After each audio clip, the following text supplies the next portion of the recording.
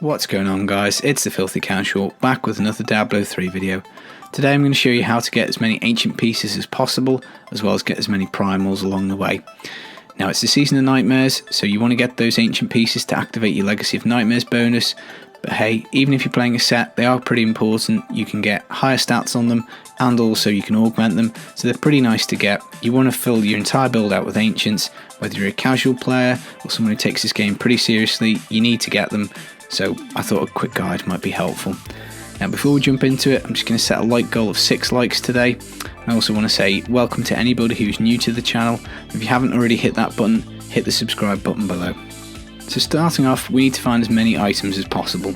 Now 1 in 10 legendaries will drop as ancient.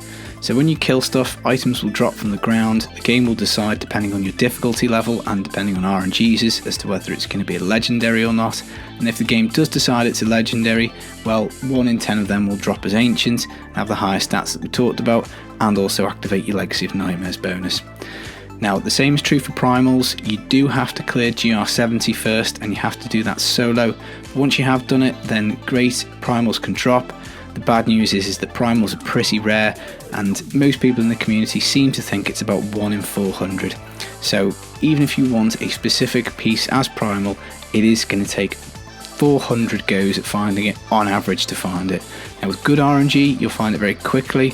With bad RNG, you can search for seasons and not find the right primal, but we're going to try and maximize our chances, and that's what this video is going to be all about. So concept number one is going to be efficiency, and that involves selecting the right difficulty setting. Now the way the game works is the higher you play, the higher the drop rate. So the more difficult content you do, you are rewarded with more items dropping. Now that stands to reason, and you might just think, well, I'll whack the game up as hard as I can, and that will give me the most number of items, and that will therefore give me the most number of ancients. Whilst that's true, you also need to factor in the fact that it's a function, and there is a second component, which is how long it's taking you to do the content.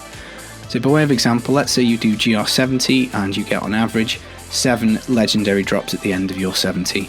If you bump it up to 75 and you get 9 drops, well great, you've got 2 extra drops. But if it takes you twice as long because the mobs have got double the health, well, your actual efficiency's gone down because you've spent twice the amount of time for only roughly about 20% more items.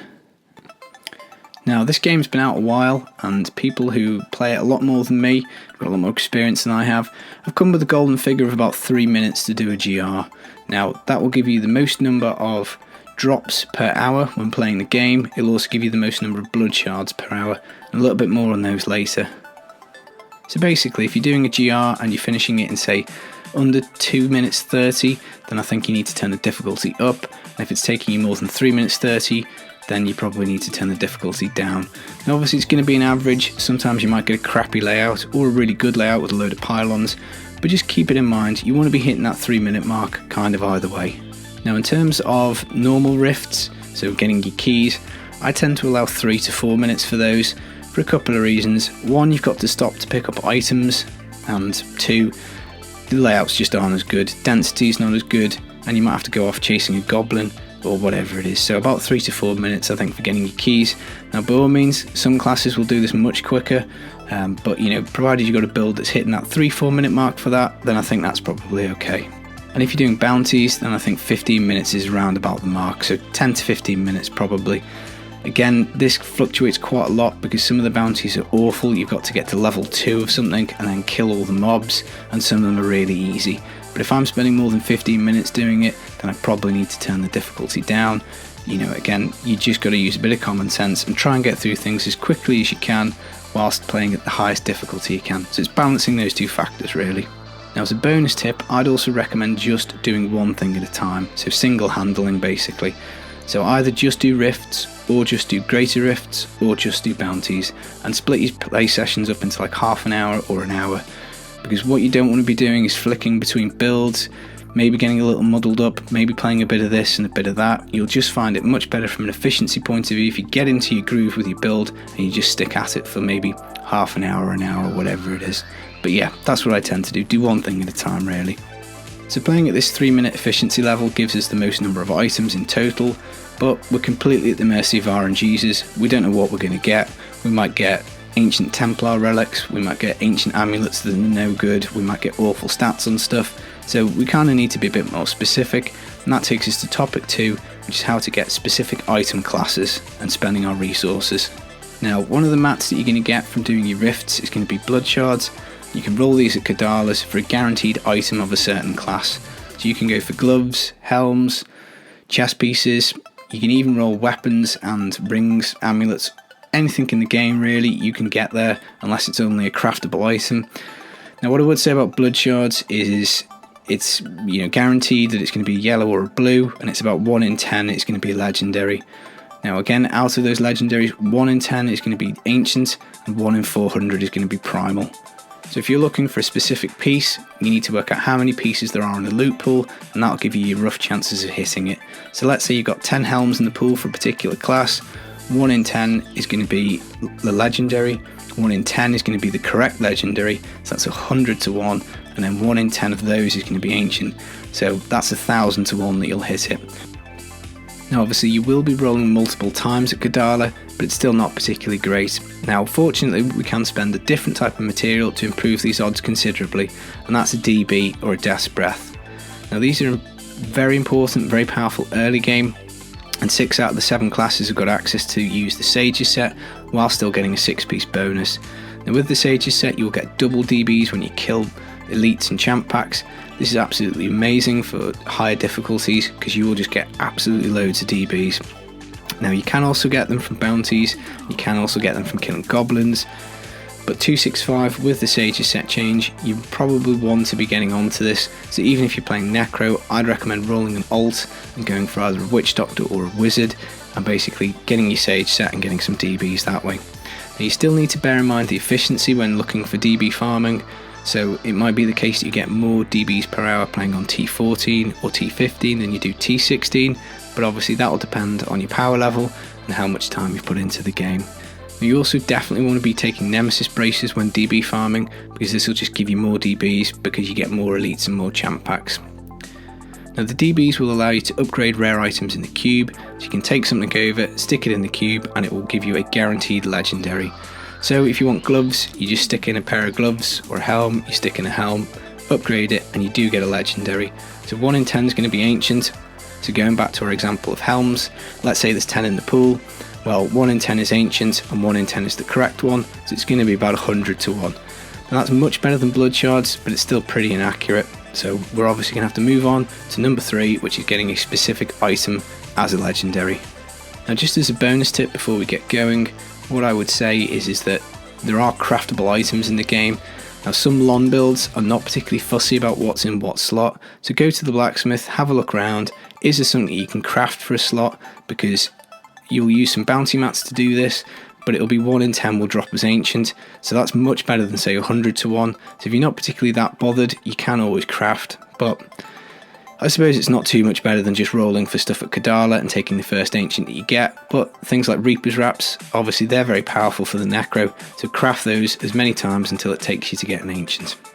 But let's say you've got a specific piece in mind and you want it to be ancient, and you currently have it as a normal piece.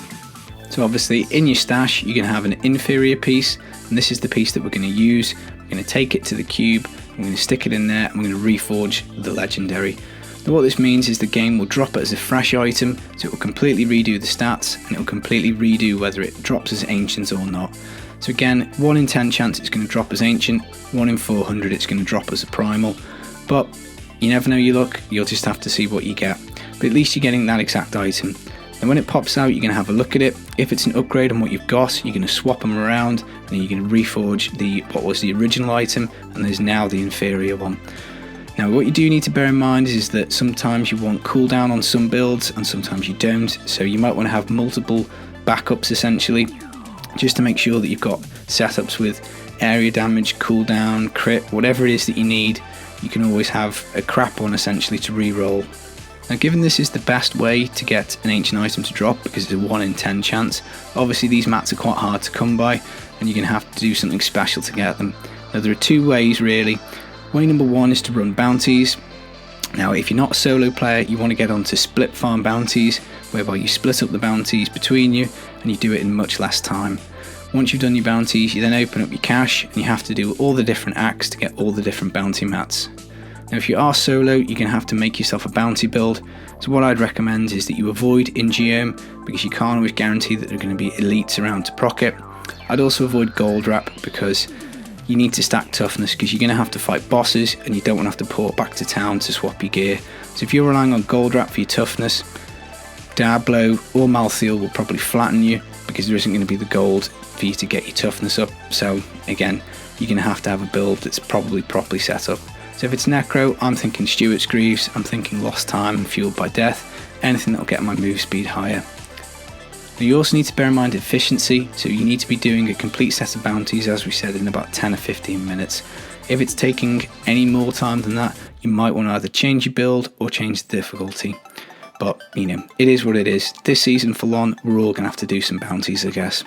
Now, there is another way of getting bounty mats, and that is by doing your challenge rift every week. Now, I personally think the challenge rifts are usually a bit silly. They're usually crap builds. The items don't make sense. It can be intimidating, particularly if you haven't played all the classes. You don't know what the skills do. You don't know how they interact.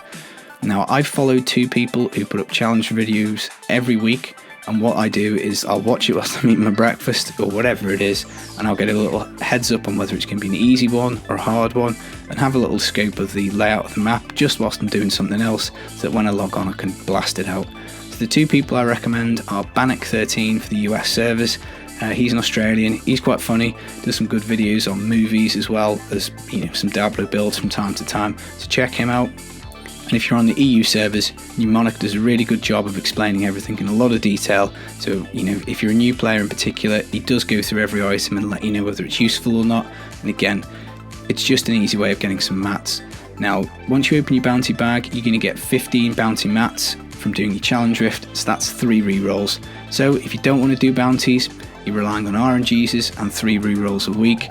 So obviously, given that you've got 1 in 10 chance for an item to drop as ancient, really, I'm afraid to say this season in particular, it's going to be worth your while to do bounties, basically. So guys, that's pretty much it. That's going to give you the highest number of total drops for your playtime. You're going to get the most number of upgrades. You're going to get the most number of reforges. But basically, they're your mechanisms for doing it. Now, when you're tying this all together, you need to use your materials quite sensibly. Now, when I say use your materials quite sensibly, I'd recommend d3planner.com and the Kadala resource. This will let you see the average number of shards that it's going to take to get an item, as well as the average number of DBs.